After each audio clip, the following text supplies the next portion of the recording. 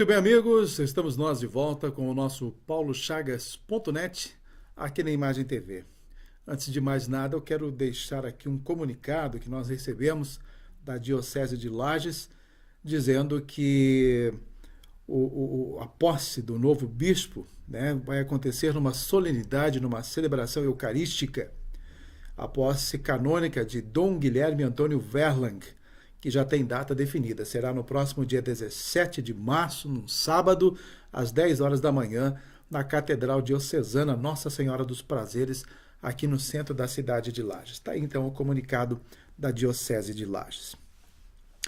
Eu acabo de sair de uma reunião, já vou entrar num assunto político agora, já no início do programa, de uma reunião com a imprensa na Câmara de Vereadores, convocada pelo presidente Luiz Marim.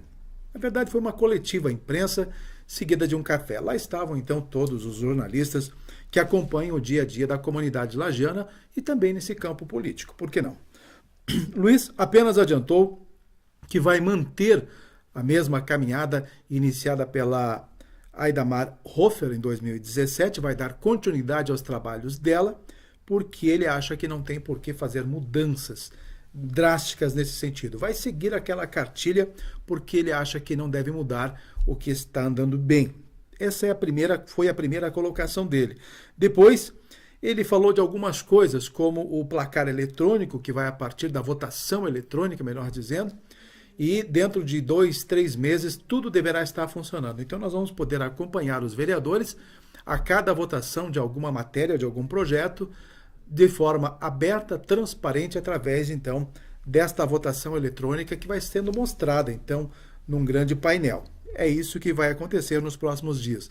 E pequenas coisas, como, por exemplo, terminar a pintura externa, muros, entre outras coisas, também na área interna da Câmara de Vereadores. Ele promete completar o acervo da biblioteca da Câmara de Vereadores e também quer resgatar o acervo de som e imagem da Câmara de Vereadores para manter também este material guardado junto à Câmara de Vereadores. A maioria desse material já está condicionado na Fundação Cultural da cidade de Lages, mas ele quer uma cópia e também manter paralelamente, então, este acervo da Câmara de Vereadores. Ele brincou que daqui a 50 anos, quando o Luiz Marim já não existir mais, os novos vereadores e a comunidade possam estar ouvindo a voz e vendo a cara dele, então, como era nos tempos de hoje. Mas é assim, ele quer continuar mantendo a proposta de economia na Câmara de Vereadores e também fez uma colocação. Os vereadores abriram mão de uma verba de gabinete que é de R$ 1.500, que todos eles, os 16 vereadores, têm direito desta verba. É uma espécie de dinheiro sobressalente para fazer qualquer investimento que precise no gabinete, né? Pagamento de telefone, seja o que for, compra de materiais. Mas como esses materiais, os telefones, tudo basicamente já estão sendo contemplados via mesa diretora, via Câmara de Vereadores, todos os vereadores decidiram abrir mão, então, desta verba de gabinete. Ou seja, R$ 1.500 por vereador, né, mensalmente, promove aí, então, uma economia bastante satisfatória até o final do ano.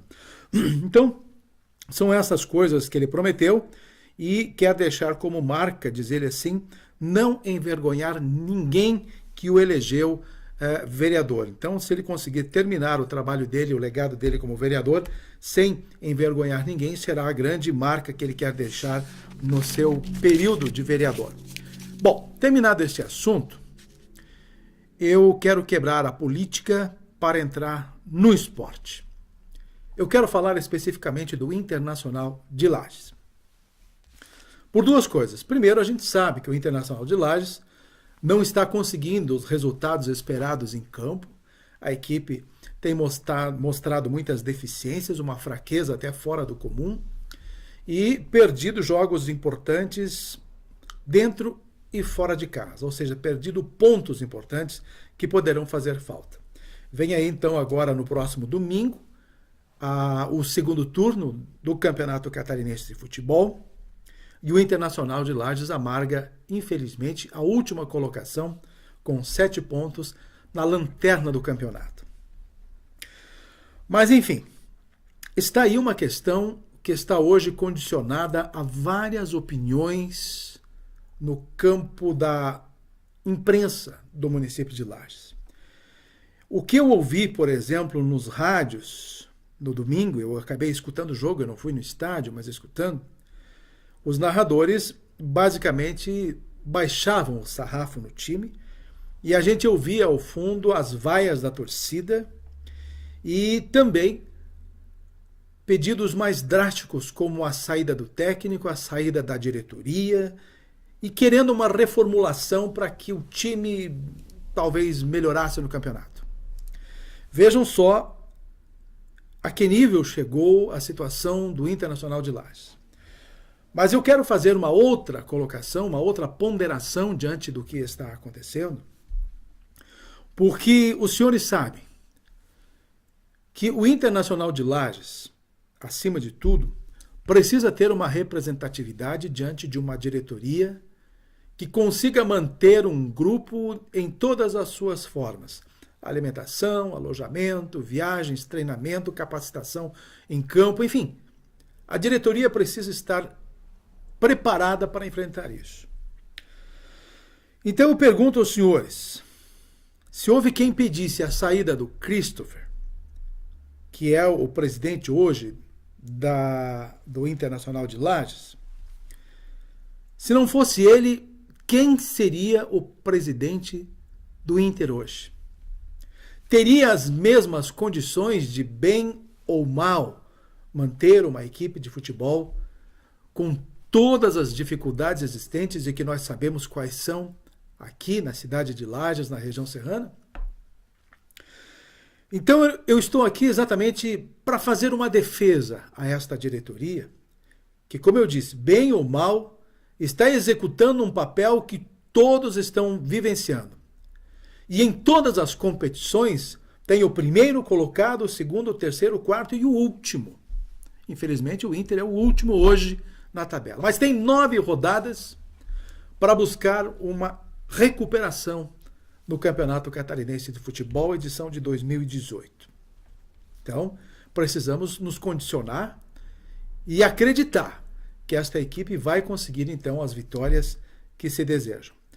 Obviamente, alguns ajustes vão precisar. Se é a troca de técnico, eu não sei. Se é a troca de jogadores, eu não sei. Mas, de qualquer forma, o time precisa se ajustar, dentro e fora de campo.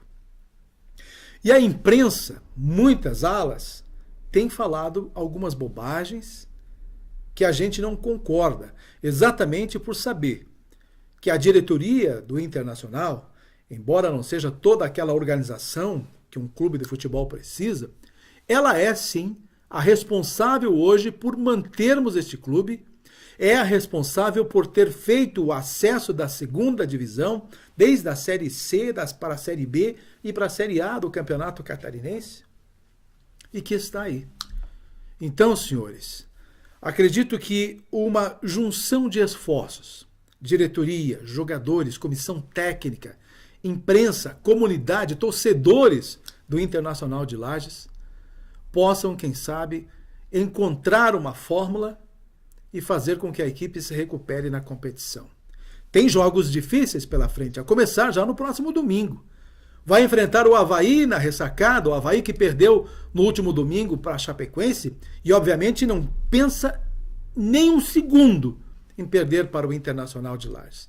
E é bem provável que vença o Internacional de Lages no próximo domingo. Mas pode, sim, são 11 contra 11, ter um resultado diferente. Vai que o Inter empata ou consegue mais 3 pontos diante do Avaí. O Avaí não está tudo aquilo, não. Então, para encerrar o assunto do futebol, eu gostaria de que a sociedade, os torcedores, a imprensa, enfim, os formadores de opinião que vivem no entorno do Internacional, olha que eu não estou convivendo com o Internacional, eu acompanho à distância, acompanho a partir do WhatsApp que tem da imprensa ligada ao Internacional, acompanho pelo rádio, mas eu estou sempre na torcida para que a equipe consiga se sair bem nesta competição. E tem tempo, são 9 jogos, né? São 27 pontos, e o Internacional tem a chance de ficar pelo menos numa posição intermediária e não ser rebaixado. Dos 10 clubes, ficar fora dos últimos 2. Mas hoje, nessas condições, está lá na última posição e é um sério candidato, sim, a ser rebaixado. Mas eu acredito que vai dar a volta por cima. E valorizem, para concluir, valorizem esta diretoria que, bem ou mal, repito mais uma vez, está fazendo um trabalho que eu duvido que alguém tivesse competência para fazer aqui na cidade de Lages. Eu digo mais, se o Christopher simplesmente, terminando o campeonato, decidir fazer as suas malas e digo, olha, tchau Lages, tchau Inter de Lages, morre tudo, gente. Acaba o Internacional de Lages aqui no município de Lages. Então, não que tenhamos que entregar o coração e a alma para essa diretoria, mas pelo contrário, entregar nosso apoio, nossa solidariedade, a nossa força para que ela se condicione e consiga reestruturar esta equipe para que ela consiga a recuperação durante os últimos jogos deste campeonato. Tenho dito, como dizem os amigos.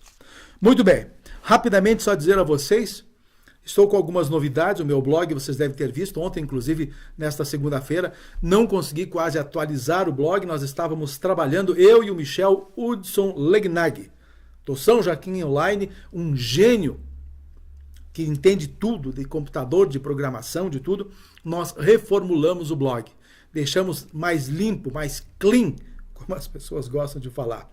Só o meu nome com uma marca, e a partir desta marca, que foi idealizada pela World Marketing e Eventos, uma nova parceria, e nós que sempre trabalhamos, ou melhor, eu que sempre tenho trabalhado sozinho, acho que todos os meus projetos a gente tem que andar sozinho, pelo contrário.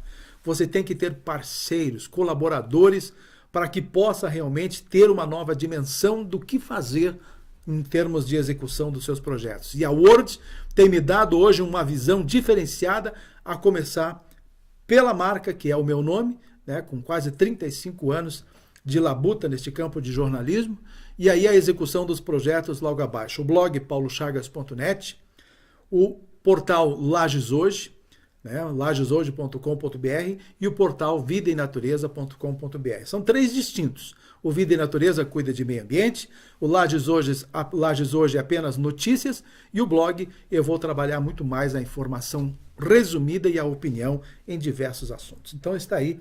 E ainda, gente, a volta dos cursos de técnicas de comunicação em rádio. Só aqui na Imagem TV, eu lembro que eu ministrei 2 cursos. Juntamente com o Miller aqui. Foram 2 cursos de técnicas de comunicação em rádio e TV aqui na Imagem. Quem sabe, futuramente a gente não possa retomar aqui também na Imagem TV este novo curso. E assim por diante. Estamos numa execução muito bacana desse projeto e a ideia é envolver, abraçar e contemplar o interior de Santa Catarina. Já temos 3 datas marcadas. No dia 6 de março, em Campo Belo do Sul. No dia 13, em São Joaquim. E no dia 27, aqui no município de Lages. E se surgirem novas oportunidades, a gente vai também ampliar essas datas ainda no mês de março. A gente ainda nem está divulgando, estou falando em primeira mão aqui na Imagem TV sobre este programa, sobre esse projeto da retomada dos cursos de técnicas de comunicação, inclusive introdução à oratória. O que eu quero falar para vocês são 2 assuntos agora extremamente importantes. Segurança pública. A segurança pública, vocês têm acompanhado a intervenção no Rio de Janeiro, e ontem eu não sei se aquelas imagens eram verdadeiras, mas eu recebi imagens extremamente estarrecedoras, um visual de pessoas mortas nas escadarias dos morros do Rio de Janeiro, com as metralhadoras, abraçadas nas metralhadoras, e as pessoas assim mortas a tiros, executadas basicamente. Não sei se isso é o que realmente está acontecendo no Rio de Janeiro, mas uma coisa é verdade. O Exército não entrou no Rio de Janeiro para fazer de conta. Ou conserta, ou acerta as coisas em termos de segurança no Rio de Janeiro, pelo menos no período em que vai estar vigindo esta intervenção, ou então não tem razão nenhuma para estar lá. E eles não estão brincando. O bandido, o traficante que hoje está aterrorizando a cidade do Rio de Janeiro e arredores, não estão tendo realmente facilidade nenhuma. Quem for pego está sendo preso, se revidou está sendo morto, eu não sei, está sendo por aí essa questão. Mas é extremamente radical o trabalho do Exército no Rio de Janeiro. Se precisava isso, eu acho que precisava. As coisas estavam lá fora do controle, não tem governo estadual, não tem governo municipal, as forças policiais do Rio de Janeiro não estão mais conseguindo dar conta, estão, de certa forma, viciadas naquele processo. E como eu ouvi falar num comentário esta semana, o pessoal do Exército não tem vínculo com a comunidade, não conhece ainda muita coisa, então tem uma separação emocional, real, do que precisa ser feito. Agora, na manhã desta terça-feira, estava eu assistindo um pouco a televisão aqui em Santa Catarina, e lá estava o repórter falando da situação do Rio de Joinville. Aqui em Santa Catarina, talvez um pouco menor em termos de proporções, mas a realidade muito parecida. Os marginais desfilando nos bairros de Joinville, com as armas em punho, andando nos bairros e tomando, gente, condomínios de famílias que ficam um pouco retirados do centro da cidade de Joinville. Eles aterrorizam essas famílias nesses grandes condomínios. São os donos de lá. Invadem os apartamentos, roubam o que querem, ameaçam, expulsam aqueles moradores e, enfim, a polícia está com certeza tentando agir para quebrar esta hegemonia, entre aspas, da marginalidade em cidades como Joinville e também Florianópolis. Isso tudo serve de indicativo, e nós que pensamos que nós estamos no interior de Santa Catarina, Lages, municípios vizinhos aqui, Campo Belo, Cerro Negro, essas coisas não acontecem? Claro que acontecem. A marginalia está solta em todos os lugares, nós não os conhecemos de vista. A gente não pode pressentir ou saber quem é o bandido que está rondando as nossas casas ou o centro da cidade. Mas, de qualquer maneira, a polícia, as inteligências das polícias precisam, de qualquer maneira, criar algum mecanismo de prevenção. Não podemos deixar que isso aconteça. Olha que eu confio muito na polícia aqui de Lages. Nós temos acompanhado ao longo do tempo, exemplos que a polícia consegue resolver problemas que parecem, crimes que parecem insolúveis. E de repente lá está o cara preso, prenderam esse e aquele, e se descobre quem foi que fez, quem matou, enfim.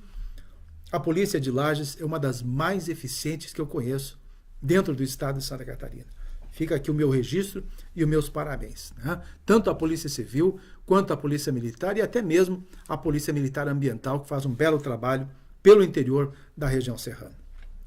Então, a segurança pública precisa ser tratada de forma diferente. E o poder público tem como ajudar, ou seja, se tem gastos com iluminação pública, mesmo se sabe que os bairros praticamente a iluminação é trocada num dia, no outro já está quebrada, mas isso tudo é ação do pessoal que não quer que aquele bairro esteja iluminado.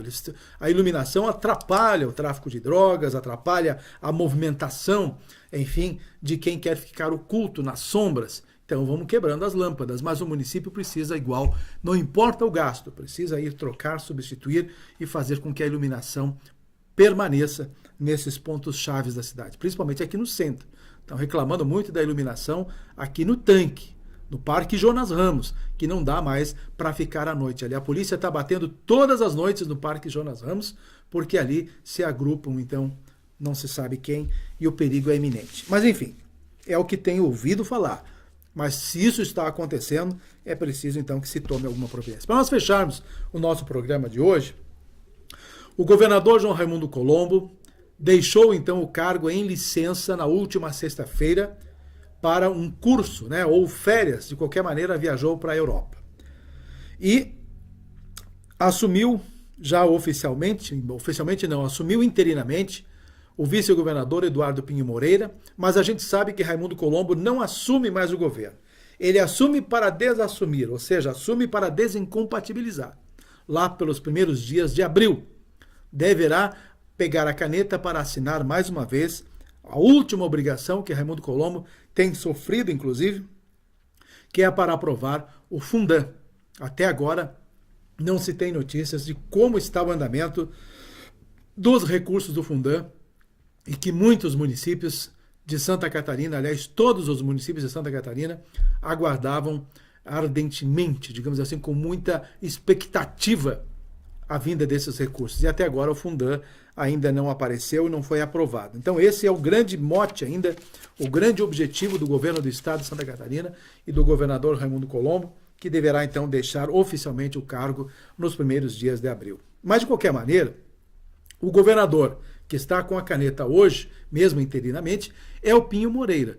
E ele já está anunciando um novo secretariado, a partir de agora é ele que manda. Raimundo Colombo está fora por completo. Tudo o que acontecer no governo do estado de Santa Catarina, todas as decisões a serem tomadas e que já estão sendo tomadas, partem do vice que está na interinidade, mas que tecnicamente é o governador do estado até o dia 31 de dezembro deste ano de 2018. Não se sabe o que vai acontecer, por exemplo, aqui na ADR de Lages. Por enquanto ainda está o João Alberto. E uma das conversas que a gente sentiu nesta transmissão de cargo que se tornou um grande ato político, naquela sexta-feira à tarde, lá em Florianópolis, um clima de envolvimento do PMDB, não é mais PMDB, é MDB, mas também essas mudanças de siglas partidárias, eu vou te contar, não muda nada, MDB, PMDB, porque a gente vai dizer o partido do MDB, o P é a primeira coisa, então tudo bem.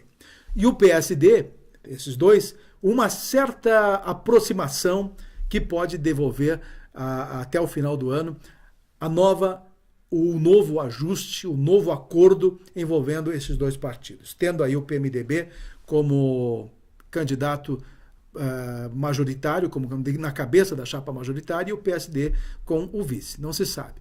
Aí se criou só para concluir, uma questão bastante dispersa. Não sabemos mais o que dizer com relação a essas conjecturas políticas.